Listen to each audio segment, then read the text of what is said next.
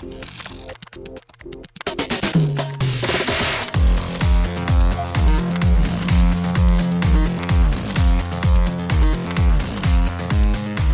and welcome to Too Fast, Too Forever. There's all kinds of family. We chose this one. This is episode 73, The Fast and the Furious, Lap 6. I'm Joey Lewandowski. I'm Joe too, and this episode is brought to you by Dodge. Rule the road. Dodge has a legacy of performance, and the Dodge Charger continues that lineage. From heart-pounding power to unexpected efficiency, it makes for one unforgettable ride. One last unforgettable ride. Oof. One last unforgettable ride or die, remember? Yeah, exactly. Well, shout out to Dodge, and welcome to Lap 6. We are kicking off Lap 6, our 6th time through these movies, even though this movie, I gotta tell you, we've watched the first third of this movie probably 10 or 11 times in the last 6 months. Yeah. And it's hard to take notes on this kind of movie when you've seen it this much. The first third is tattooed into my brain at this point. Music cues, the lines, the looks, the glances, everything. Everything just, behind everything. Like, I watched this with Rachel because she had taken the quiz that we made, right? Because obviously she wasn't listening, but she took the quiz. Yep. Which, if you want to take the quiz, it's on patreon.com, toofast2forever.com, or patreon.com/toofast2forever. It'll be out there publicly in a year, whenever we finish the movie. But yeah, so Rachel has access because she's sleeping with one of the hosts.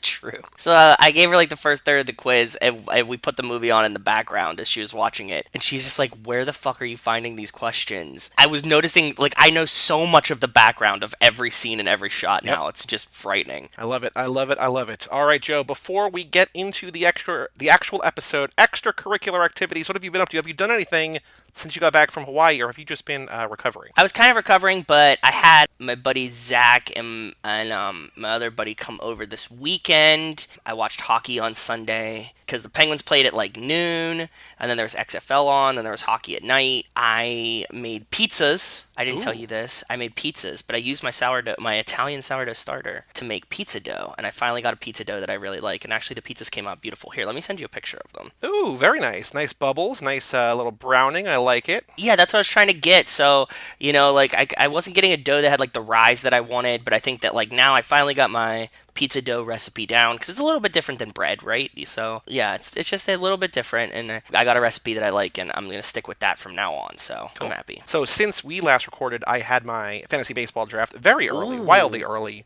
Yeah. And like I was telling you today, there's already been a couple injuries that have fucked up your draft already. World a little bit. Not mine personally, but yeah. Yankees dealing with some injuries, which is not good. So we switched this year. I don't know if I told you this. We switched this year for the first time ever from a snake draft to an auction draft. Yeah, this is the new wave in fantasy sports. Usually everybody does a snake draft. Auction was kind of classic, and then I think it went away for a while, and I think maybe it's coming back now, but man, it was so much fun. Really? Yes. So anybody who's out there who does not know, so there's basically the main way, I think probably the most common way to do fantasy, any sports draft, is a snake draft, where teams go 1 through 12 in order in the first round, backwards, and then the second round 12 back to 1, so that the team who has the 12th best pick also gets the 13th best pick. Yep. So just 2 in a row, and then whoever has the best pick gets the 24th, and then they will get the 25th as well. So in theory it balances, and there's advantages depending on what sport you're picking, what year it is. There's advantages to either being early or in the middle or late or whatever. Exactly. But the downside to that, especially as we in our league trade draft picks, is that you can go dozens of picks without having a pick, and it's kind of boring. You check out, whatever. Yeah. And so we wanted to inject some new blood into the draft, and so we did an auction draft. And what that means is that every player instead, before, in terms of keepers, the guys who you want to carry over from one year to the next, they all have a value. Everybody has a dollar amount, and then you just bid on everyone else. Yep. And so I was reading a bunch of different things about auction strategies, and there was one that I thought was really interesting, where it was most of the guys you draft, you're going to cut anyway. It's not like you're going to keep all these guys for a while. That's a point, And so what this one thing was suggesting to do, draft a few guys who you otherwise wouldn't be able to draft in a snake draft, and then just find the rest of the guys later, and then just swap them out as the year goes on. So I got 3 guys who have had recent track records of injuring, but are all, if they're healthy, top 25-ish players. I got Giancarlo Stanton on the Yankees. Yeah. I got Chris Sale on the Red Sox, and I got Clayton Kershaw on the Dodgers. So they're older guys, they're more proven guys, and if they're healthy, it's incredible. But if they get hurt, then I spent a lot of money on a guy. So I'm excited about my team, but we'll see how that goes. I'm excited about this year. We now have a month between when we drafted and when the season starts. Yeah, which is rough. Because whoo boy. All kinds of shit can happen really quick. Like, Yes. I might have said this on a previous episode when we were talking about the draft, but the year that Michael Vick broke his leg, I drafted him the week before week 1, and I was like, I mean, it was just like a free Yahoo Public League, but I was just like, oh, so this team is done, because he was my first overall pick. Yeah. I'm like, oh, cool, okay, never mind. Guess I'm not doing this anymore. yeah. So that's why I think that's why a lot of people kind of defer and try to draft as close to the season as possible. But yeah, it was a lot of fun. The draft took 9 hours, maybe 9.5 hours. It was long. We didn't really take many breaks. So all these things that I was talking about last episode about all the house improvements, the fun stuff that I installed, we didn't really get to use because we were just like, we got to get through this. So I'm trying to have, and I think I'm going to have it, another kind of like draft party without the draft. Yeah. Same guys, like when we would normally have the draft, whoever can't make it, the reason that we didn't do it on that weekend, whatever, but hopefully we can get, 9 or 10 of the guys and we can just have the party and hang out and watch baseball because baseball will be on by then, do it without having to spend 9 hours yelling about baseball. Yeah, that sounds fun though. So that should be fun. So that was basically all I did, I think, since last time. Oh, I saw the Lodge. I was saying I was excited to see the Lodge. Lodge is so boring. Like, it's disappointing. That sucks. That's my girl, Riley Keough. I love her, but she's great in it. But, like, the rest of it, I'm just like, this is dumb. It's just a wannabe Ari Aster, Midsummer, Hereditary, just not, underwhelming, which is disappointing. That sucks, because I liked Hereditary. I haven't seen Midsummer yet. I know.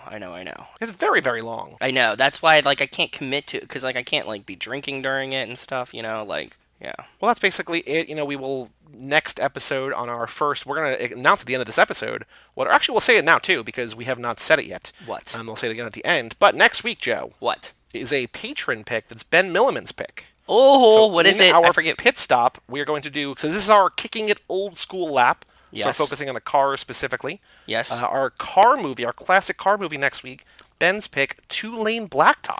Oh, can't wait. Which is a I'm movie excited. that you and I both have heard about and want to see and we're excited for. Yep. We haven't seen yet. And I want to say, I think someone else, maybe it was Nick, wanted to do this too, but he was between two and he chose the other one. So I think this is kind of like a backdoor pick for Nick too. But this is one I think a lot of people are going to like. If you like these movies, from what I've heard, should be a good one. Yep, I'm excited for it. So I'm very excited about that too. So that's going to be next week.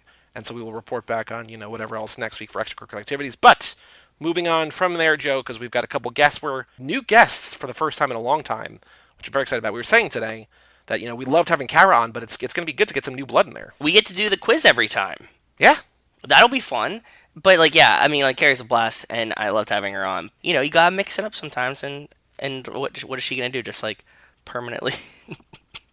We got a lap, so that's how it works. So we have a Patreon page here on the show, patreon.com/2fast2forever or 2fast2forever.com. Shout out to, drumroll please while I bring it up, Cassie Wilson, Jake Freer, Ben Milliman, Nick Burris, Alex Ellenin, and Justin Kleinman for supporting us over there. Thank you all so very much. So you get early access to episodes, but importantly, you also have access to the Fast and Furious Minute Quiz, which I know that Alex took. Oh, I know nice. That, we've had a bunch of people take it. I'm very excited to see. It's tough. It's very, very tough. I gave it to a group of my friends that are big Fast and Furious fans, and they raged so hard at the quiz. They were so annoyed that they didn't get perfect scores. And I'm like, realistically, if we made it easy, everyone would get a perfect score, right? The whole point is it's for, people that really like the movie, so it's kind of tough. And they were just so mad about it that they were getting scores in the 20s. And I'm like, guys, that's still pretty good. Do you know how fucking hard this quiz is? I took the quiz. You heard me last episode. I made the questions with you and got an 11 of 15. And we both got an 11 or 12. Yeah, so it's not easy. They were I was like, you can't be mad about it. I'm not gonna get a perfect score on it, and I wrote the questions. So yeah. Be mindful that it's hard. So just keep. I would say that if you can get a 25 is good. I would say a 30 is basically as perfect. Is great.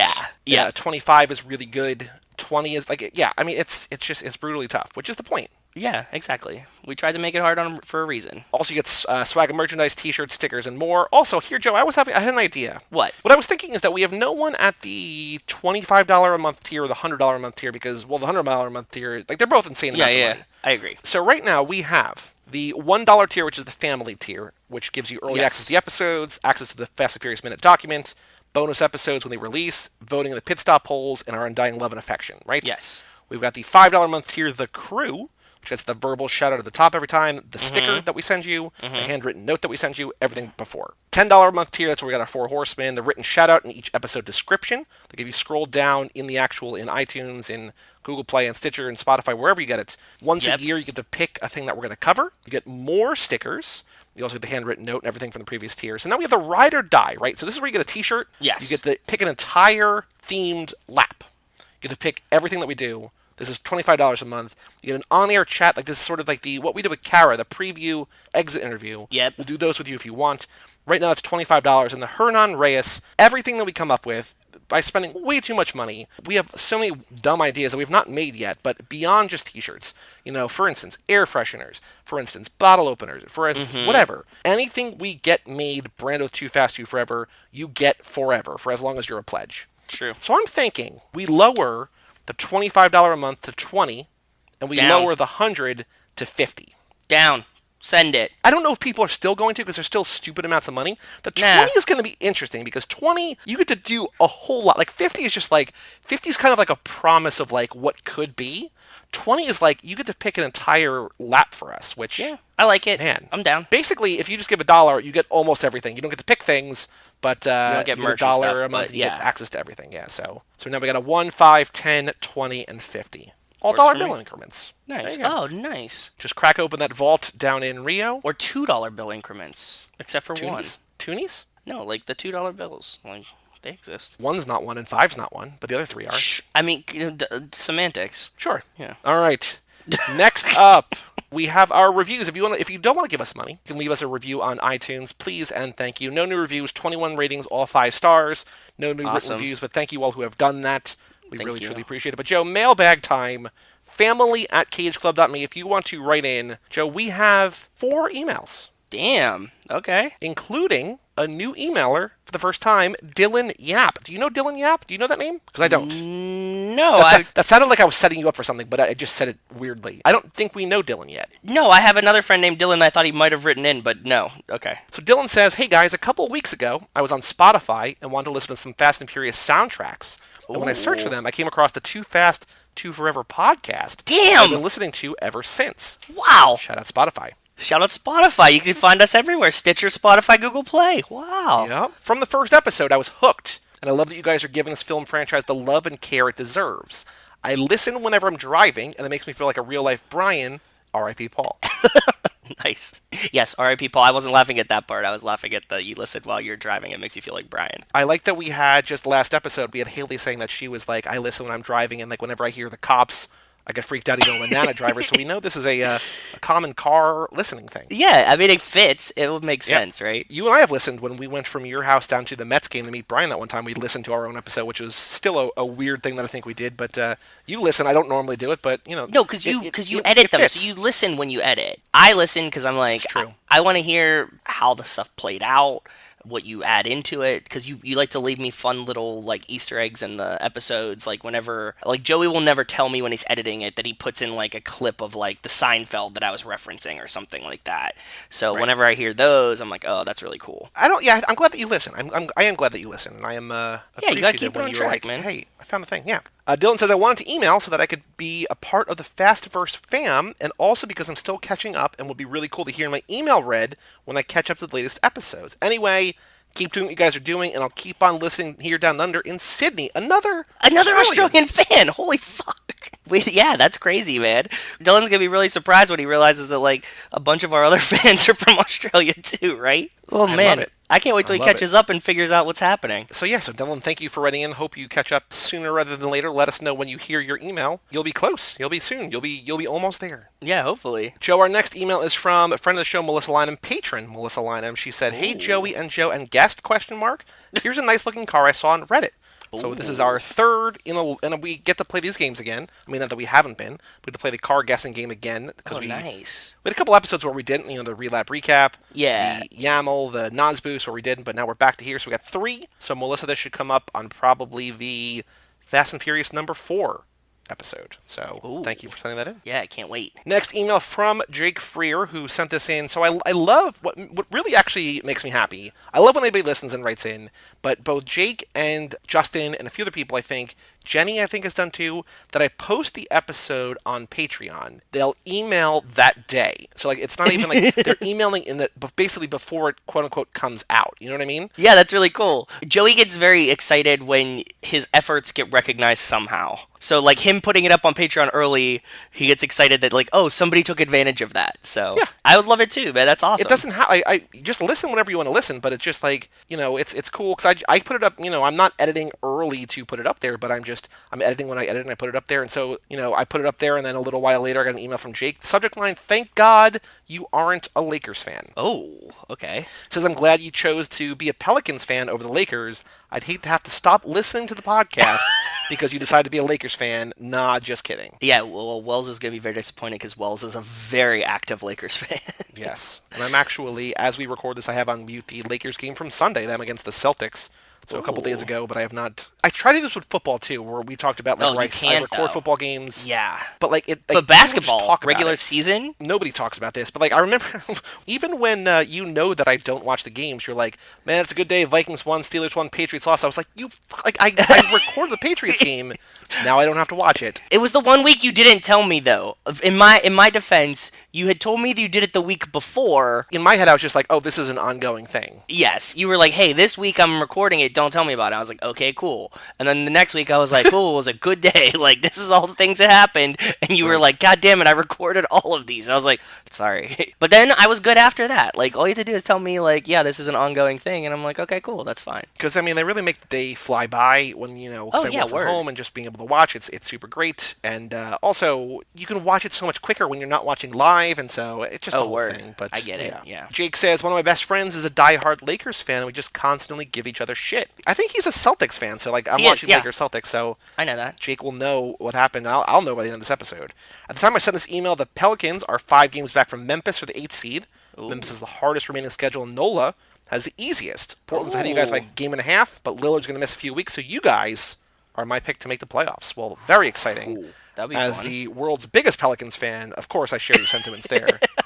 Nice. Although I did just get my Zion Williamson t-shirts that I ordered from the Pelicans team store, so that's they're here, and they smell like vinegar. Like, what about t-shirts? Like, what about the printing process makes it smell like vinegar? You're right. They have a very distinct smell. I don't know if it's vinegar to me, but whenever I buy like new, especially like sports ones, they have a very distinct smell of like the transfer. Like, I just had them in my dining room. I was like, it reeks. So I had to put it in my my office where I have my hamper. I'm gonna wash them before I wear them. So like they're gonna go away, but it's just like, ooh, this is not great. I kind of like the normal, crispy smell. Like it reminds me that it's new. It's like new car smell, but like way more astringent or something weird. And then our last email. So thank you, Jake, for writing in. Thanks, thank you, Jake, for listening early.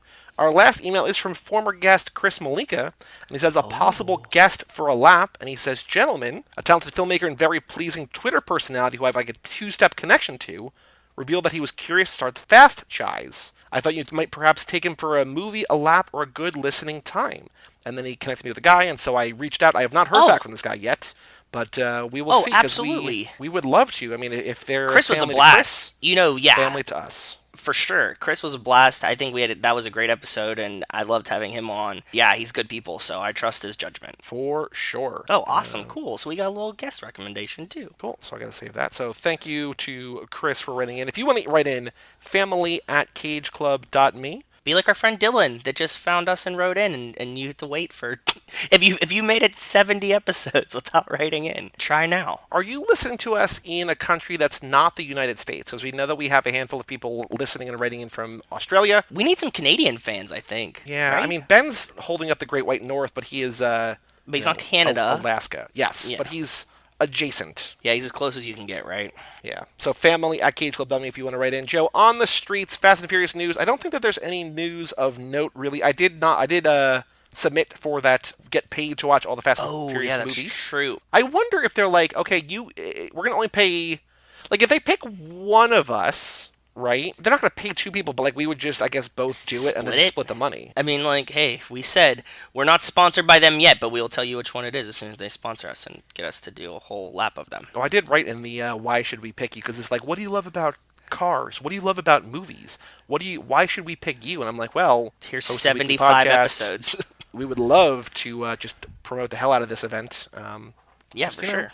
Here's a link. All right, Joe, rock the vote. As we record this, there's another Democratic debate on TV. Like right now? Yeah, tonight. At some point, I don't know if it starts at 8 or if it's on already, but there's a Democratic debate tonight on Okay. Tuesday. But we're going to search for Dwayne Johnson, president. What if he gives like a surprise guest at debate tonight, and we just have like the most breaking crazy news? Like he just announces he's running and joining this debate tonight. Nobody else heard about it. Oh man, I would have to put this episode out early. I guess I don't know how that would work. It would be good, but it wouldn't. I don't know that it would help us, but it would be interesting. Yeah, you're like, how much extra work would I have to do? God. But this is not anything at all with the president, but the top story is that Sonic sequel rumored to add Dwayne Johnson. Oh, well, that makes sense. I mean, just put The Rock in Franchise everything. Viagra. I'm down. And then I'm going to search The Rock president. 9 days that could rock the Democratic race for president. That's not Ooh. The Rock, but Rock is in there. Yeah, that's true. Cool. So that's all the news that's fit to print there. How many more trailers? You think there's going to be like 2 more trailers probably between now and May? Yeah, we got like about 3 is about the standard now for movies, right? Like big movies, like blockbuster movies. I think maybe like 2 full, and then like one that's kind of like not a remix, but like a half new, half whatever. Yes, yeah. Actually, I think like the second one is kind of like the remix one, and then the third one's like an all new one. Okay, It depends. yeah, I can see that. Yeah. But we should be. So that one came out Super Bowl weekend. So that was, I guess, that was still only 3 weeks ago, 3.5 weeks ago, right? So Yeah, it's not that far. it feels like it was forever ago. Like, I was also thinking as I watched this movie, this lap will be different because of Han, because Han's back now. But like this movie and 2, even 4, kind of really doesn't really. It's not different, right? Like it's basically the same experience. Well, we either just way. don't see Jacob. We just don't see John Cena, but we know that he exists now. Oh wow! I didn't watch this movie with that idea. But yeah, shoot, yeah, okay. You didn't remember that part already? No, I was thinking about Han, like watching for Han. I wasn't thinking about it watching for Jacob, and now I gotta watch for both. Yeah, yeah. But of course, we also know that Ellie Toretto's out there somewhere. Yeah, she's clamming Johnny Tran on the mouth right now. Yeah, with 2 grad worth of kisses. Yeah, exactly. All right, Joe, the last thing we have to do before we bring in our guests is the Fast and Furious minute 36, a minute I called Brian's ... a cop? Very good. Now open the door. Put your hands on your head. Behind your head. Face the front of the vehicle. Walk backwards towards the rear. Take 2 steps to your right. Stop right there.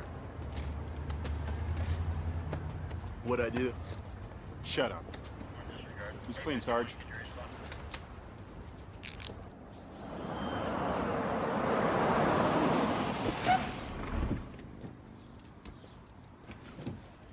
Damn. Muse, will you take these things off? I mean, shit, you put them on so tight. I like realism. You never know who's watching, Brian.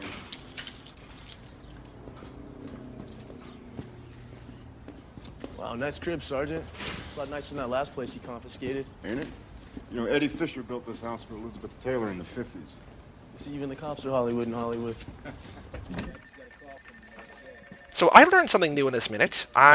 He says the name at least once, but I never really picked up on it, that Tanner's partner's name is Muse. Ooh, no, I didn't And catch IMDb that. spells it Muse, not Mewes. So not like Jason Mewes, like of Jay and Muse Silent the Bob. band. Yes, Muse the band, or Muse the spiritual influence, inspiration. You're whatever. Mike Muse. Yeah. Tanner and Muse frisk and arrest Brian, and Tanner and Muse bring Brian back to their safe house. You know, we were driving. Brian was driving the car. He gets pulled over. They cuff him. This is kind of like I was saying to you that there's not a lot that happens in this minute. It's sort of a very nice self-contained minute that a lot of arrest sets. all happens. It kicks off where we're going to go in the next minute. You know, in this room, sort of figuring out what Brian's involvement is with all this stuff. It's well set, and it gives us the set. Like we pretty much come right through the door. And as soon as we get like a peek at the room, it's like, okay, now we're here. You know, like that's when the minute ends. There's some cool stuff outside. There's the swimming pool that everybody sees, that there's like the walkway over it. Yep. There's the fireplace out there. Inside, there's a whole bunch of people. There's a bunch of desks and computers. There's like 10 or 11 cops in there, in addition to the 3 that we know. So like, there's a ton of extras in the scene.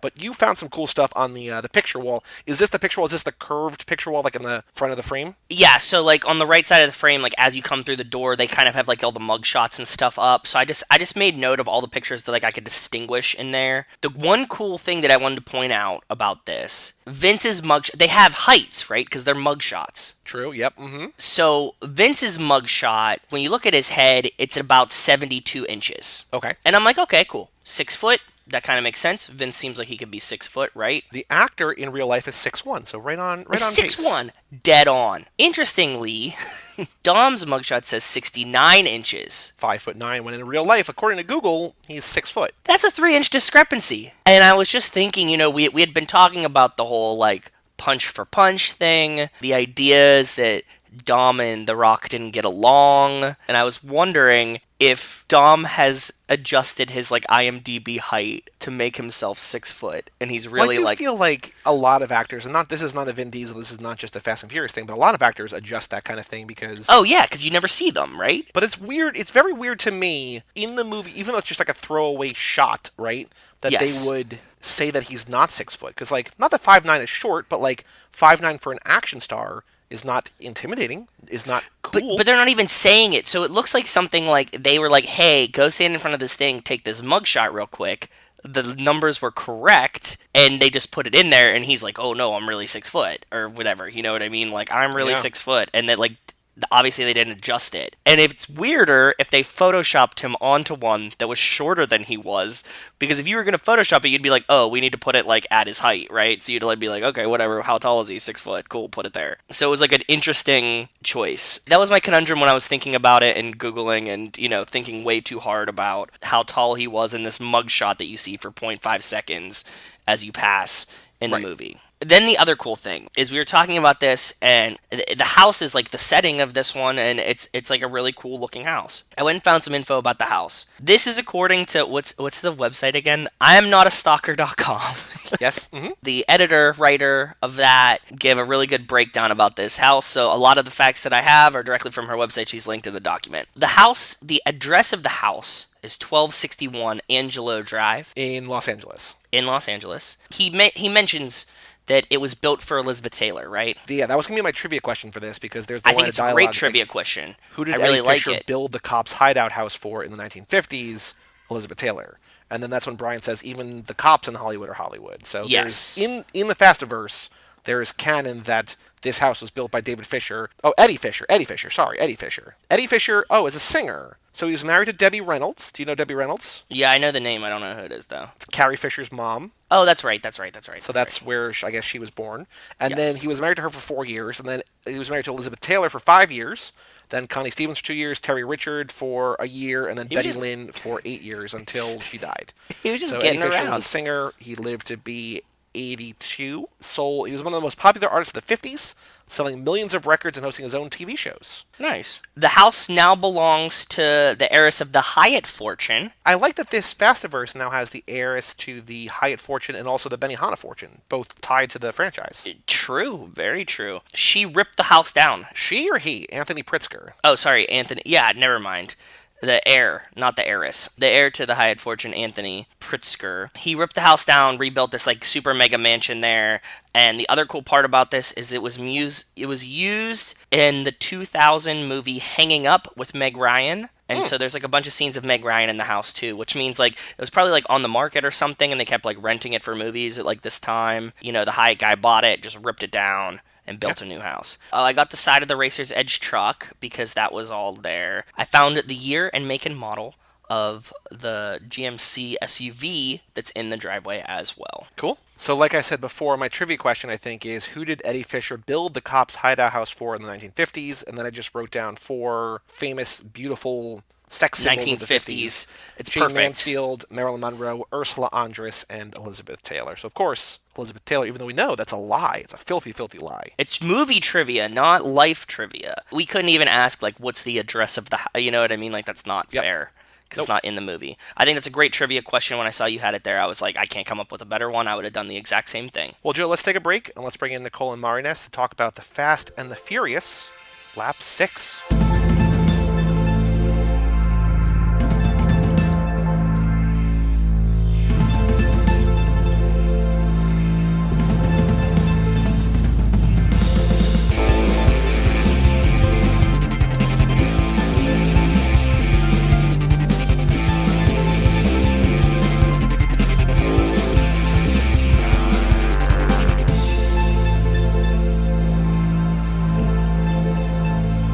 Welcome back to Too Fast, Too Forever. It's episode number 73, The Fast and the Furious Lap 6. This episode is brought to you by Dodge. Available in engines including the 5.7-liter Hemi V8 engine, 392 horsepower Hemi V8 engine, and the supercharged 6.2-liter Hemi SRT Hellcat V8 engine. Thank you, Dodge, for sponsoring this episode. This feels like a Super Bowl commercial. Remember when like Hemi was like the buzzword of that one Super Bowl? It's always the buzzword of Fast and Furious, too, so. Do they ever say the word Hemi in any of these movies? I don't think... We'll find out when we do the minutes for all of them. I feel like we would know already, but I don't think that they do. I don't think they use the word Hemi. That's a good... I've never heard it. Wow. Now that I think about it. That's like the car equivalent of, dude, you're getting Adele. Yeah, it is. That's right. With us tonight, we have the co-hosts of the delightful podcast, Snark Squad, and also co-host on the, I'm assuming delightful, though I have not listened to it. I apologize in advance, even though the subject matter was close to my heart when I was growing up. The other podcast, Cooler Than Homework. We have Nicole, Sweeney, and Mari Alvarez. Hello, both of you. Hello. Welcome to Too Fast, Too Forever. Welcome to kick off Lap 6 with the very first movie in the franchise. Woo! Yay. This is a prestigious one, man. It's the first one. This is... Yeah. So now I know that you two both have kind of radically different histories with the franchise. I guess we'll start with Mari. Mari, could you tell us a little bit about which movies you've seen, if you have rankings for them, when you remember if you saw this one for the first time? Was it in theaters? Was it after the fact? Like, what's your history with the franchise? Because yours, I think, is going to be a little bit more in-depth than Nicole, but we will find out. Yeah, so I've watched all of these, so I will start there. Cool. I think that I did not watch the first movie in the theater. I think that we ended up buying it like when it came out on DVD. So it was something that my sisters and I watched a lot because we owned VHS it. or DVD? 2000. I don't know. Was it VHS still in 2001? Yeah, the first two I own on VHS. Oh, Then Jesus. after the second one, they stopped. That makes the sense. first two are on VHS. I feel like that makes sense because we probably bought it like at a Walmart bargain bin kind of deal. Truly. It's one of my favorite places to buy movies. Yeah. So VHS, we watched it a lot, and then after that point, because we were like in it, my sisters and I have seen every movie in this franchise together in the theaters.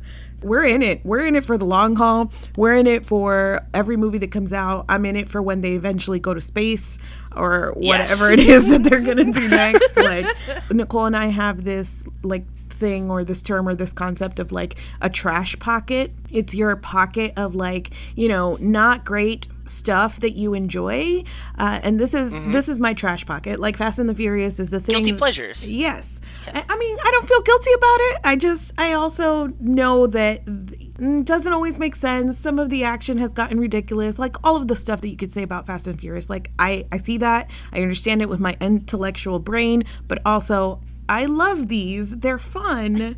And I'm excited to be here with you guys. Good. Do you remember what? Well, we're excited to have you. First of all, I don't want to gloss over that. But do you remember what was your entry point? Like, what made you and your sisters? What was the first thing? Was like, hey, let's check this movie out. Because if you're just like browsing the bargain bin at Walmart or you're looking Did you for see a rental like or whatever, Jordana Brewster on the cover, and you after, were like, yeah, ooh. like what drew you to this movie for the first time? Honestly, probably it was in, like, we knew about the movie, maybe promotion, but also this had like a pretty big tie-in with like music and MTV, and it was the music that we were listening to at the time in 2001. I was 18 years old, so I was just about to graduate, or I had just graduated high school when this came out. So I was like firmly in its audience, not only because of my age and who the movie was targeting, but because like I live in South Florida, close to Miami, like where we also have a pretty big like illegal racing scene, and it's a cast of people of color, and Michelle Rodriguez is Dominican and I'm Dominican, so there were so many things that I was like, this movie, it is made for me. So That's awesome. That's really cool. Before we get to Nicole, do you have rankings? I know that I asked you to rank them. I know you said it's kind of difficult, which is what Joe and I agonize Struggle over every through. time we try to do this. Yeah. But, no pressure, no wrong answers. If you had to rank these movies, where do you start? Wait. I just sent Mari a message on Discord because she said something just now that caught my ear. She is like a year and a half older than me. I graduated from high school in 2006, and she just said that she was 18 and graduated from high school in 2001. That is objectively false. yeah, I don't know what math I did. I think I was thinking entering high school. I would have been entering high school in 2001. That's fair. I just thought you were just a little bit older than us. And I was like, that's cool. Nope. Sorry. Entering high school is what I was going for there. So even younger there. So now we know that we can't believe anything you say Correct. online. Yeah, so now do your rankings. Yeah, now that you've firmly established that you're good with numbers, please use numbers to rank these movies. Listen, I'm like legit terrible at ranking. It's like a whole thing between Nicole and I that we are incapable of ranking things. And so my other like kind of disclaimer here is that the first movies in this franchise I've watched a lot. As the years have gone by, I obviously still go and see them in theater, but a lot of the newer ones I've only seen one time. So That's it's really fair. hard to like rank against like the Fast and the Furious, which I've seen a billion times. But Right. Of okay, course. I get it. here's what I got. Fast 5 is number 1. Number one, Fast 5. Yes. Okay. Yeah, I'm going controversial next. Number 2, Tokyo Drift. Oh no, No. you We love are Tokyo among Drift. family here. Oh, amazing! Yes. Okay. It's not as controversial as you think. There's two camps. There's the people that love it and the people that put it last. The people who are right and the people who are wrong. Yes, exactly. No, Joe and I both adore that movie. Yeah, I love it. Amazing. Okay. Number 3, The Fast and the Furious. So this one. Okay. Fair. Number 4, Yeah. Hobbs and Shaw. Number 5, Fast and Furious 6. Okay. Okay. Number 6, Furious 7. Okay. Okay. Number 7, The Fate of the Furious. Number 8, Okay. Fast and Furious. How do you guys keep 4. these all straight? I don't even know what I'm talking about anymore. And dead last, Too Fast, Too Furious. Oh, Okay. But Which you're a hurts me. Miami girl. I know, it hurts me because it's in Miami, but we walked out of that theater like completely disappointed. I don't know if it was because also we were like Vin Diesel fangirls. My cat's name is Diesel, just to put that out there. So the fact that it is in Miami probably didn't win over the fact that Vin Diesel was nowhere to be found. I did not enjoy Too Fast, Too Furious. Your list was scarily like my last list at the top there. Did I hear you right that you had Hobbs and Shaw at number 4? Yes. That's the one that like it's the biggest, it's the most polarizing, I think. And I know I don't want to spoil what Nicole has seen, but I know that you talked about that. You did an episode of Snark Squad about that, so we'll get to that. But that's one where like some people, like, because people have written in who have their own rankings, like listeners to the show. Some people love it. Some people just like it's not a Fast and Furious movie. Some people hate it. Like it's this weird, doesn't exist, kind of exists within, but doesn't quite. So 4 is pretty high. Like that's a pretty strong recommendation. So I appreciate that. It's also the one that I've seen the most. I mean, apart from this one that I rewatched for this podcast, it's Yeah. the one that I saw most recently. And it's fun. And it is tons of fun. I thought it was a lot of fun. I mean, obviously ridiculous. These only continue to get more ridiculous as they go along. But there were a lot of moments like The Rock pulling in his family and that whole extended sequence and the fights. Fun. I enjoyed it. Idris Elba, come on. You got to give extra points just for him. So. For sure. Of course. That's correct. We're fans. All right, now Nicole, give us your history with these franchises. Because I hear what Marnus was telling us before you joined us, before we started recording, was that there might be a little bit of murkiness in terms of the history of what you've actually seen or not. That is correct. I am like 95% sure that I saw this movie in the theater with my brothers, and I have seen some of the others. I don't know which ones. And the thing is that even this movie that I know that I saw in the theater, watching it last night, I was like, this is all deeply forgettable to me. Like there's like the Jaw Rules appearance. I remember that. Like that stood out to my brain. My 2001 brain was like, yes, that is the movie that Ja Rule is in. Most of this movie was pretty forgettable for me. Like it just, I don't know, it was just a thing that I went to the movies. I went to the movies a lot as a kid. Like that was just a thing that my brothers and I did. So, and this movie is very 2001 in its aesthetic. Oh, of course. So yeah. it's like, it's just When I sort was of this not blur 18. Correct.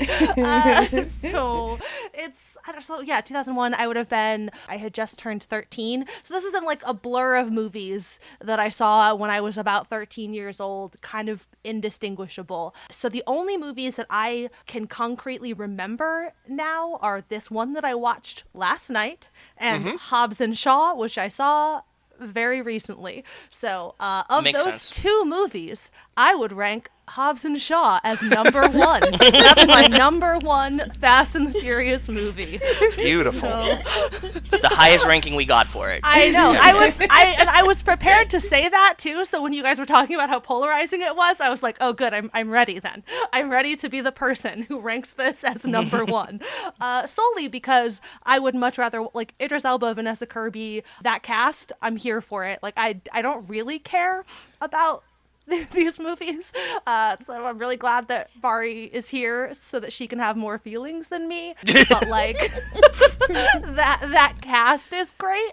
So shrug to the rest of it. What's weird and beautiful about the franchise is that of the 9 movies, there are like 5 or 6, and it's not an exaggeration, that like are an okay way to like the first movie in the franchise. If you don't like anybody in this movie, like kind of just pick another movie and you Correct. might find Yeah, more like people start at that you like. 5. Yeah. That's a good place to start. If you got mad at everybody at 5, just watch 3.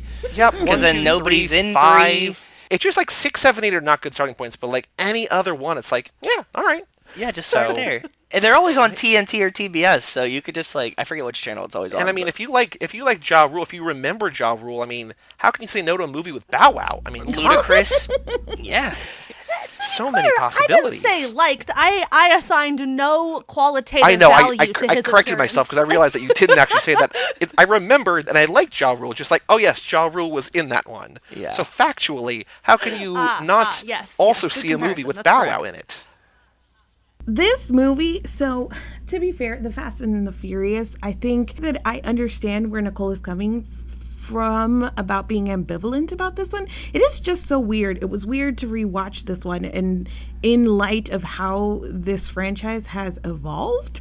And I'm just like really impressed with The Fast and the Furious for being like, hey, we made this movie. It's about racing and stealing DVDs. And then people were like, okay, that's not bad. And they're like, okay, we did this other thing. And people were like, not sure about this. Or Tokyo Drift. And they're like, okay, we're going to reset the whole thing in 4. And now it's more about like, I don't know, saving the world. Spies. And everything is going to get bigger and spies and heroes. And everybody's just like on board as it continues to evolve. The Fast and the Furious never counted itself out, no matter what it did or how it failed or how it succeeded. It was just like, true. okay, listen. We invited this new star to be in it, and we added this new element. Come see it in the theater. I answered the call every time, so.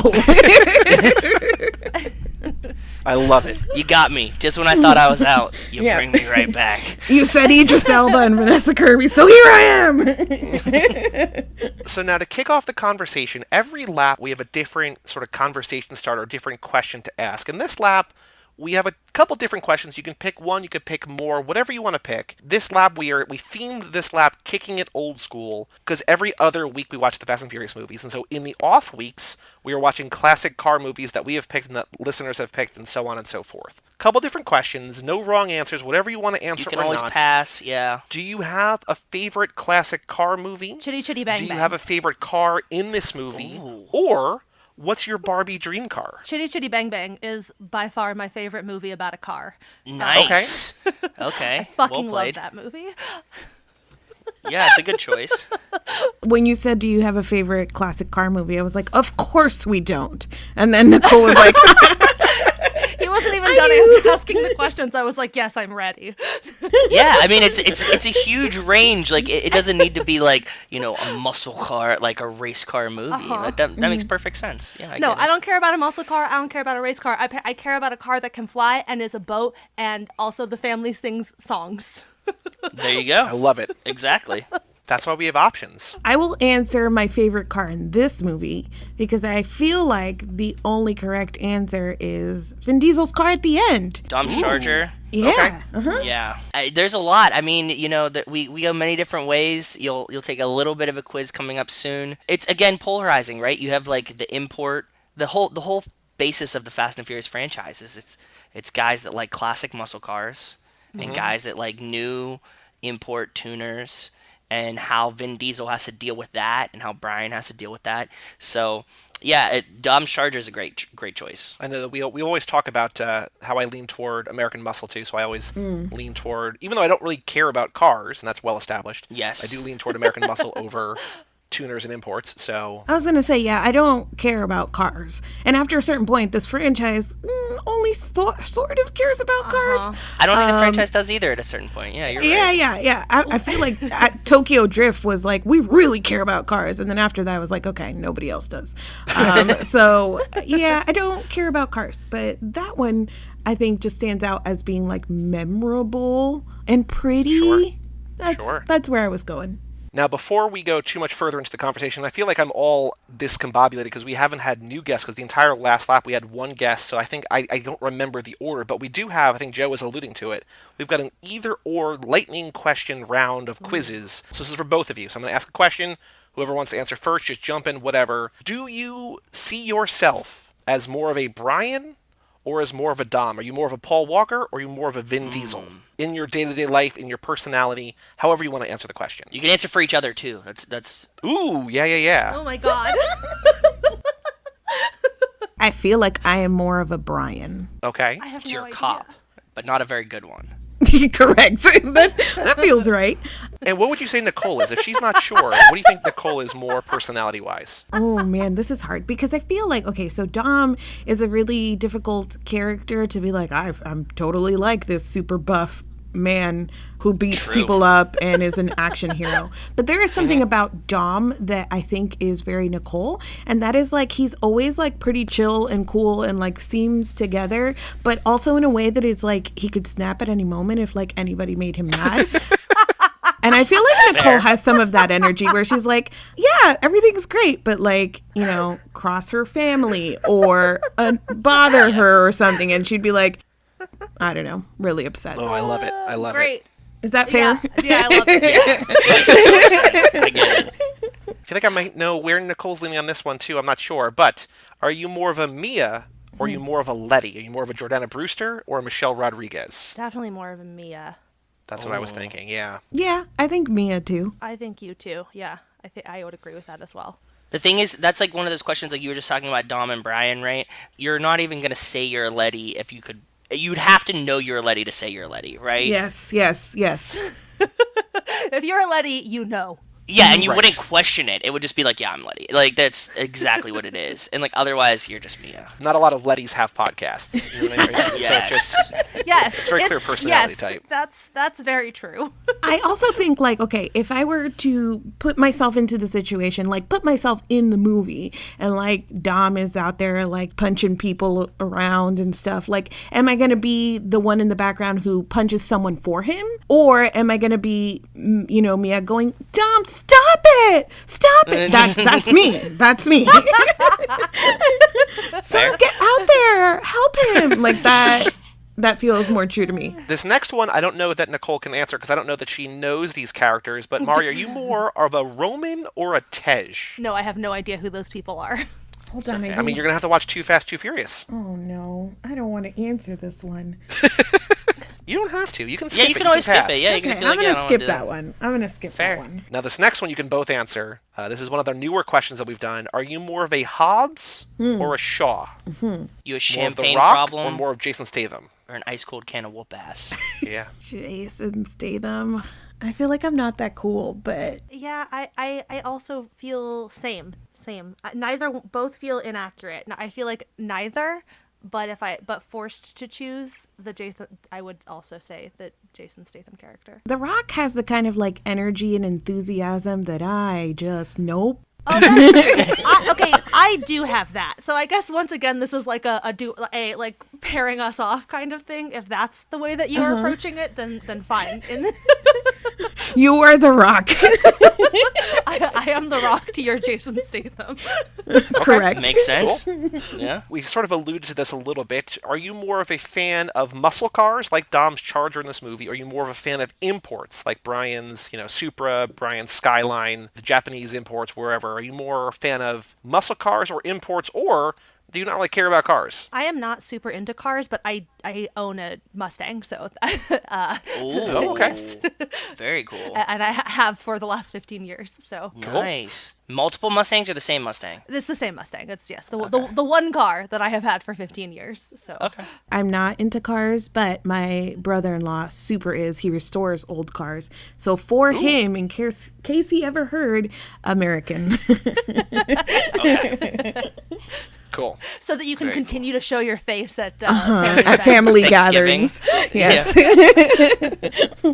There's one of these in this movie, and then the other half is a reference to in a later movie. But are you more a fan of Coronas or Belgian ales? Coronas. Corona. Cool, Okay. cool. Are you more of a racer or a designer? Are you out there actually getting the job done? Or are you the man in the chair, the proverbial man in the chair, the one offering support from HQ? I'm the Designer.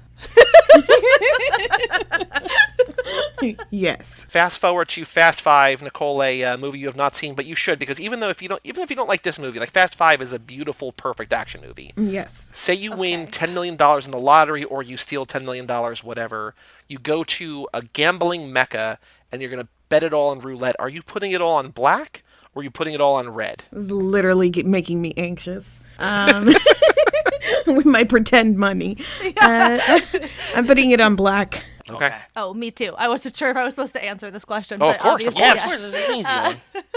Yes, I also putting it all on black. Are you, if you had to choose, would you rather drive a car into a plane that's taking off, or out of a plane that's in the air? Into a plane that's taking Plane off. That's taking off, or out of a plane that's in the air. And if you jump out of the plane, you have a GPS thing in your car that lands you safely. But it's basically the thrill of driving really fast to get onto a plane. Into it or coming out of it. Coming out of it. No, Yes. into it for sure. Into it for sure. I'm a chicken, so that seems like the least. It's safer. Yeah. Yes, I get it too. Yes. I I'm still not can't gonna believe that I skydive. said out of a plane. That feels so out of character for me, but I'm sticking with it. But you have the GPS. We talked about there's the safety features. Yeah, like- this is the thing. I feel the way about this question that I feel whenever they do sort of wild event like competitions on the challenge, that I'm like, there's so much safety going into that. This is like so hypothetical that I'm like, yeah, I want to do the thrilling thing. Like that's the one I would pick. No, I feel Yeah. about this like I feel about roller coasters, which is I don't mind speed, but if you're gonna like drop me, absolutely not. So Makes Gotcha. sense. Okay. That's very fair. Very, very fair. Is the word oil Mm-hmm. one syllable or two? 2? one. There you go. Split decision. I like it. Another sort of very similar, so that stems from a long-running debate on this show. Another long-running debate on the show, and I don't know that either are where either of you live, but do either of you have a preference between In-N-Out Burger and Whataburger? In-N-Out Burger. In-N-Out Thank you. burger. Thank you. It's the first place I'm going when I land in California tomorrow. I can already taste it. I have my order planned. I'm good. Nicole and I go to California every year, and it's literally one of the first things we do, like out of LAX. Perfect. 2 women after my own heart. I love it. Man, oh man. It's a shame, but I understand. I get it. Joey somehow says Whataburger is better, but the chicken there is better than... It doesn't make any sense. This is the whole argument. Oh, no, I had the honey butter chicken biscuit. Man, that is delicious. That's See, that doesn't make separate. any fucking sense. The burger itself I still prefer, but it's fine. It's, I've moved on. Yeah, you gotta go to the burger place and get the chicken biscuit. Mm. All right, there's only a few more. This one's kind of dark. If you had to choose how you die, would you rather die in a fiery explosion or in icy water? Oh my god, I hate this question. Fiery Why? explosion. Both suck. They both Yeah. suck so much. It's not the darkness of it. I was like ready to go when you like the lead in for the question, but these two options, I cannot choose. hard.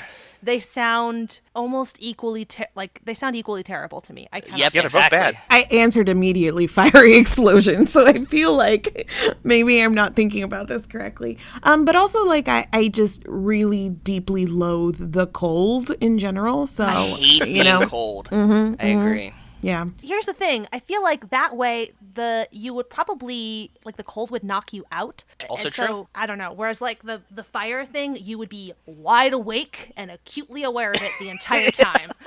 After a certain Yeah. point that you get set on fire, you actually stop feeling it. I don't know what it is, like a certain degree of burns. Like it just, your nerves are gone. You're just waiting for Very the true. end. Yeah. Yeah, so it's like you both said, both terrible ways to go. Both pretty bad. Revenge of the Nerds or The Dark Knight? The Dark Knight. And because Nicole, these it's- all have things to do with movies you have not seen yet, but I still feel like you can answer these questions Yes. without context. Yes. I have not seen Revenge of the Nerds, so that's why I said The Dark Knight. I think I'm also going to go with The Dark Knight. Fair. The four of us are pulling a heist. Joe and I have to go sneak in the back. We have to go, crack the safe, whatever. Yep. We tell the two of you, be a distraction. There's a karaoke machine in the front. I need you to sing a song to distract the room. What song are each of you singing? What's your go-to? It could be a duet for the two of you, or It individual could be a songs, duet. however you Yeah, want to you answer could this. have it. Yeah. I gotta think about the duet, but my karaoke song is Crazy by Gnarls Barkley, so. Okay. There you go. Very Good nice. choice. Yeah, I like that one. We get a full range of answers on these ones. Yeah. Every genre, era, everything, man. Yeah, if it's just me, I feel like Meredith Brooks' "Bitch" because that's one that people Ooh, always okay. sing along. Like I gotta pick something people are gonna sing along to. I'm not up there soloing it. Now, have you ever done karaoke together? Is this something that you have ever done No. together? Like Yes. you have a duet, or what Chicago. would your duet be? Ooh. Wait, oh my God, we did! I love Neil Diamond! I Remember? totally forgot about that. That was wow. Yeah, okay, Yeah. we did once So we do know that karaoke Mari's strong together. suit is not numbers, and that Nicole's is not memory or geography. Oh my God. Actually, I forget everything and Nicole remembers everything. But I feel like maybe that night Nicole was drunker than I was.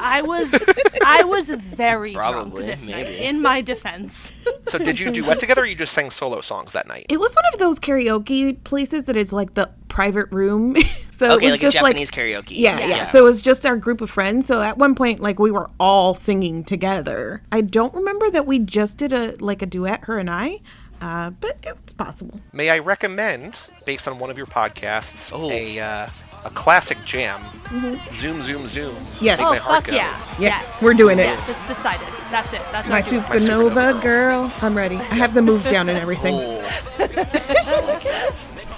And then the last question. This is actually the important one, just because it actually kicks off the conversation. Do either of you have a favorite character in the franchise? I know that Mari has more to pick from, but Nicole, you've met probably more than half of the main characters between this movie and between Hobbs and Shaw. Like, you know most of the big characters.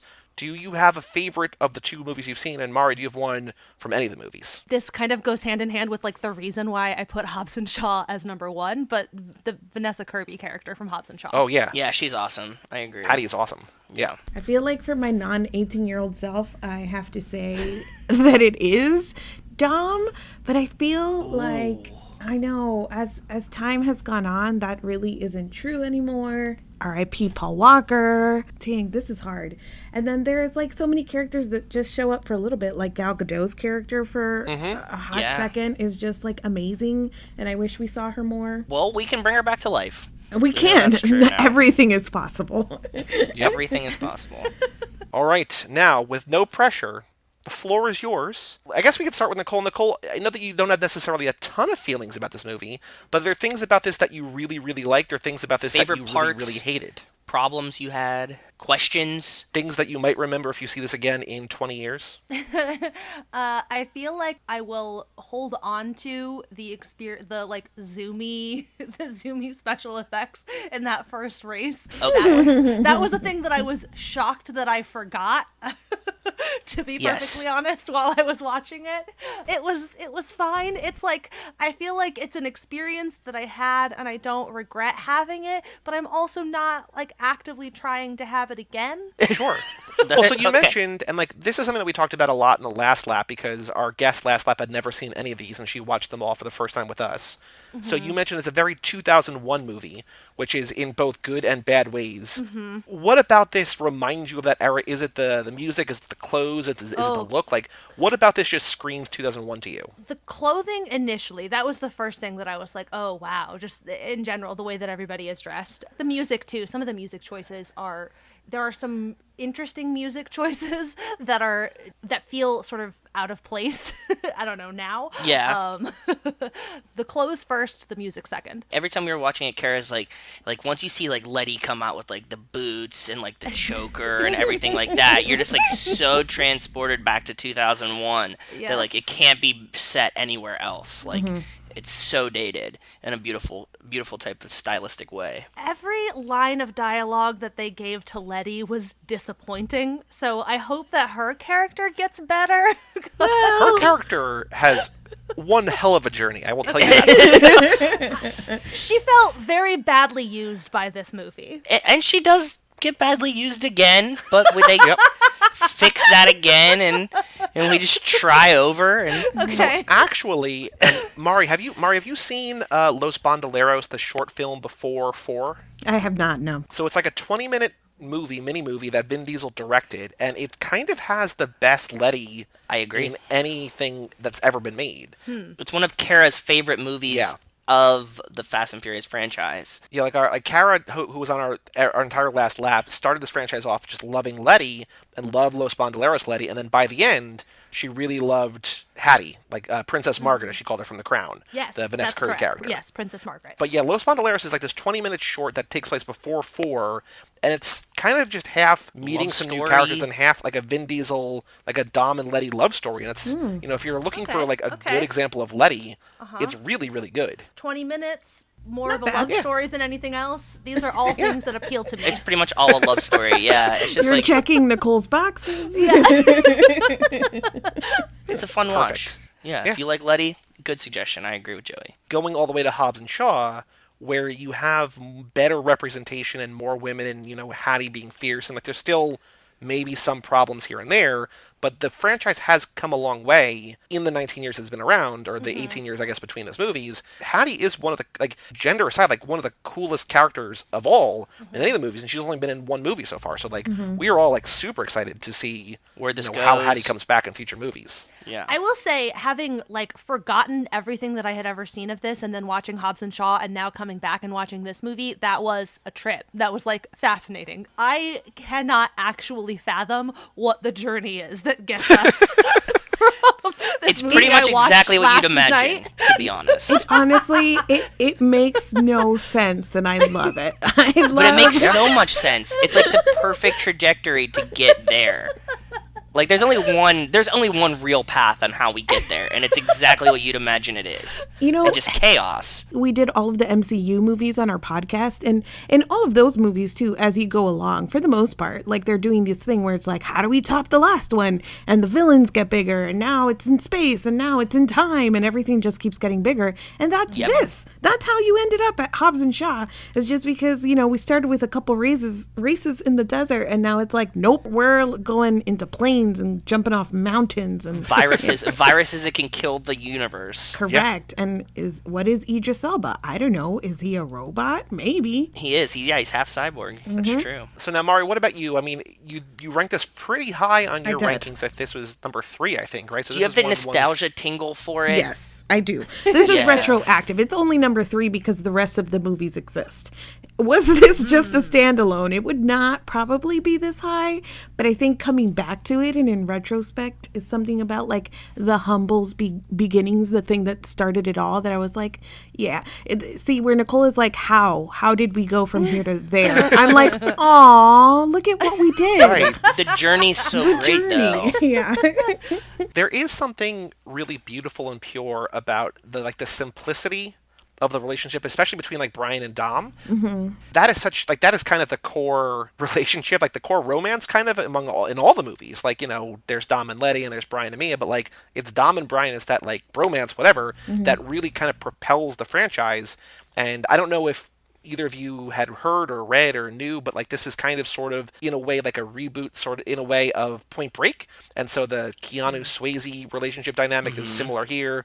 Cop, criminal, trying to come together. There's a moment here that after we learn that Brian's a cop, and he's like trying to get more information out of Dom, but like there's a tenderness to the way like he just genuinely loves and like wants to spend time with this guy, going where we go, and like how everything is, every movie we're saving the world and there's all these characters and everything. Like there's something pure about how small this starts, and I really like that, especially this time, it's been a while since we watched this first one. Like, that really kind of resonated with me this time. I agree. And I think that part of the reason that I am a Fast and Furious evangelist and why this is kind of like in my trash pocket, even as things get bigger and even as it gets like more ham-handed, like the franchise is not being, subtle about the fact that it wants you to be invested in this like found family, right? And this like this group of unlikely heroes or whatnot. It works. And the fact that they do have this gang, not a gang, a team of people, a family, if you will. That is what kind of ties the movies together. And I think that is probably, maybe not the strongest here, because as you get to like 5, I think things really start to come together in a like really great way. But the humble beginnings, as I said, like you really just see where they were going with that here. Nicole, as she was watching, she's like, okay, I really don't like anti-hero characters. Like it's very difficult for an anti-hero to work for me. Yeah. And so she was like, Mari, you, the person who doesn't like anti-heroes, like you're watching Dom terrorize truck drivers and you like this? Yes, the scene where they actually show them trying to hijack this truck, I was watching it and like, I don't know, like I get it. I get how this fits in the movie, but like thinking of you of all people being like, fuck yeah, this movie is wild, was like truly wild to my brain. Okay, but the thing is that I don't think, well, I never read it, that the movie is like congratulating Dom. I think the whole time you're like, this is bad news and what they're doing is bad. And it goes through like pains, and again, not very subtle ways to be like, Dom's got issues. He's got emotions. And I feel that. Who doesn't, Dom? Who doesn't have emotions and issues? That's funny. Something that you touched on there that I think is really interesting is that like there's so many times that we see people or we talk to people about these movies and they say that there's something that they like definitely never like but they find enjoyable when they watch a Fast and the Furious movie. Dom being the anti-hero, and you're like, but this is still cool. You know what I like? It's something that like a lot of people, you'll find something that you're like typically like, oh, like I hate car movies, and you're like, but this one doesn't have that much cars in it. Or you're like, oh man, like I don't want like a love story. But then there's a bunch of guys that are like, this is a great love story. You know what I mean? There's something for everyone. That's what we always pitch, that like, if you're watching a Fast and the Furious movie, you'll find something that you'll like in it, some character that you'll like in it, somebody you can relate to. That's what's so beautiful about it, and that's why there's so many fans of it all over. One other thing that I noticed this time, Joe, is that like I can't wait for us to progress the Fast and Furious minute so I can figure out like what Hector's storyline is, because I feel like it's something we've never really addressed. But like Hector's got this whole thing going on where the movie wants you to think that he's the bad guy. They're like, that's Brian's alibi for why he's doing stuff, and I'm just like, what is Hector actually doing in this movie? We got to figure that out. But Hector ultimately is like a silent partner for Dom, right? Right. Because he's the one who goes and gets the parts for the cars, unless there's something that we don't see. And there could be a case where Hector just happens to have the same cars as Dom, is buying these parts for his cars for race wars. It's too on the nose, too coincidental for it to be that Hector bought the exact same parts that wind up in Dom's car. So we have to imagine that like Dom and Hector are friends. And why wouldn't Dom just go to the racer's edge and buy the parts himself, right? Well, I guess because he's just like, oh, Hector, go do this for me. But also at the same time, like, why does Dom believe Brian when he's like, Hector's the bad guy? Like, it feels like when that moment where Vince is like, he's a cop, and like, he's like, no, it's Hector. Oh, like, now that you're saying that, and he's like, Hector came in here, bought 3 spoon engines, all these things, right? Maybe Dom has to agree with Brian as part of his alibi. Because that removes Dom from the equation, right? Oh. Because if he's like, oh no, he was buying those for me, then That's it just instantly puts it on to him, right? Maybe. That's fascinating. Yeah. Sorry, we've watched these movies a ton of times. So like, I was just gonna say, like, God bless you guys for thinking about this so deeply. Yeah. And I'm trying to see how I can, because I guess that the stuff at the garage where Brian is like, oh, it's Hector, it never really read to me as like he's the bad guy, but rather like at the race wars or whatever, they're all racing against each other, and it's like for money. Yes. Even if Hector and Vin Diesel, Dom were in cahoots like for the other stuff that they're doing, like for the purposes of the race wars, they can still be competing against each other. True. Which was Brian's point, because he didn't want to lose. But when he lists off all the stuff, Dom would have to know that that was his order that he placed with Hector. But like he doesn't know that Brian's a cop, so like he's just like clearing his alibi for like a random dude who like Well, he doesn't thinks trust is him maybe yet, in his remember? crew? And right. And so when Brian is listing these things off, if he recognizes that this is an order that he placed through Hector, then he at least knows that Brian's telling the truth. Like he's like, yeah, that checks out because that is what I told Hector to do. And Brian has no way of knowing if Hector is in on it. So in his head, he's probably like, okay, this kid, like it's true. Hector bought all that stuff. And that would look suspicious because he doesn't know what's going on. So then he like very believes good his point. story. Interesting. Okay. And that's the trust moment. Then he like Yes. believes that he's like Correct. working for. That's good. I like that. That tracks. The actual physical economics of like what Racer's Edge sells has led to a whole bunch of different questions like that, like where we're just like, wait, is Harry like in witness protection? Like, was Harry like Because does Harry's he owe the cognizant that cops? Brian is a cop. Like he knows that Brian is a cop. Right. Right. Because he has to let him stay there, and when he's like, what did you tell him on the phone? And he's like, I told him I couldn't fire you, and like, There's also a line where it's like, yeah, Harry's cooperating because he knows he's going to face 3 to 5 years in jail if he doesn't for Exactly. selling stolen parts or something like that. So he's in on yeah, it. he's definitely, yeah, he is. I know. It's very complicated. There's It's lots so of deep, but it's motive. not that deep. Yeah, what I'm hearing is a lot of arguments that it's deep, but I just want to be here for the record to note that it's not that deep. Well, it's deep in the sense that like anything can be deep if you watch it 6 times each Correct. and like talk about it Correct. for like 200 Yes. hours. And like Yes. take note of like what's on the walls in the house and stuff like that. Then Yeah, like if- I don't know, Nicole, if you noticed, but like there's a framed picture of a horse in the house where they have the party. So like, does that change your opinion of this movie at all? Because like that's a pretty cool thing. Tell me more about the framed picture of the horse. Actually, I have a question for you that's not at all about this franchise, but is there a franchise, and I guess maybe it's Disney Channel original movies, maybe it's Marvel, because I know you've done a lot over on Snark's What About Marvel. Like, is there a franchise that like matters this much to you, or that like you would be upset that you wouldn't mind obsessively rewatching and talking about the way that we're doing this? Like what franchise, and also Mari for you too, what franchise does this for you that you could be like, I could watch these same 8 or 10 or 12 or whatever movies on repeat forever and not really get tired of them? I don't think I None? have a movie franchise answer to this question. I don't know. There are a lot of movies that I could watch many, many times and not get tired of them. Like that in general is like, I don't know. Like that doesn't sound bad to me. Like, is there a through line to them? Is there like one common thread that links them all together? Is it like all movies with Vin Diesel, or is it like Definitely not that. Or all movies with anti-heroes that where they're stealing DVD players? yeah, like movies set in the '90s about cars? No, I'm saying like, is there a common thing? You're like Like a I love genre or a Lifetime trope movies or something, yeah. So like I can watch Lifetime movie, any Lifetime movie, and I can watch it 15. It doesn't matter, but just like Lifetime Movie Network, one of my favorite channels. Like I could just put this on and watch for hours. Doesn't matter when I start, where I go, but like I'm like, this is always enjoyable to me. Is there like some commonality between the movies that you said you'd like to watch over and over again? Not really. Like they're kind of all over the place, and it's like Okay. there's something about it that like I find. I guess the closest that I can come is that all of the movies that are like my favorites tend to have something that a very strong aesthetic quality to them.